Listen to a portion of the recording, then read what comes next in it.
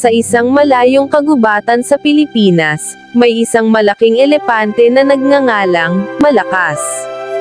Si Malakas ay kilala sa buong kagubatan dahil sa kanyang lakas at tapang. Ngunit isang araw, nang mawala ang kanyang mga magulang dahil sa isang malupit na bagyo, naramdaman ni Malakas ang lungkot at pangungulila. Sa kabila ng lungkot, nagsikap si Malakas na maging inspirasyon sa ibang hayop sa kagubatan. Sa pamamagitan ng kanyang mga kilos at pagiging matyaga, ipinakita niya sa kanilang lahat na kahit gaano kalaki ang pagsubok, maaari pa ring magsikap at maging malakas. Isang araw, dumating ang isang maliit na elepante na nagngangalang Lakbay. Si Lakbay ay nawala at walang kakayahang makauwi sa kanyang kaharian.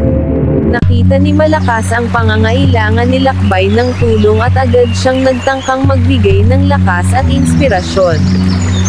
Sa tulong ni Malakas, nahanap ni Lakbay ang kanyang kaharian at natutunan ang halaga ng lakas ng loob at pagtitiwala sa sarili.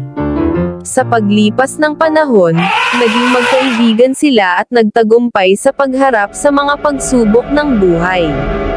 Ang kwentong ito ay nagpapakita na kahit malungkot tayo o may mga pagkukulang, may kakayahan tayong maging inspirasyon sa iba at magsilbing ilaw sa madilim na bahagi ng kagubatan ng buhay.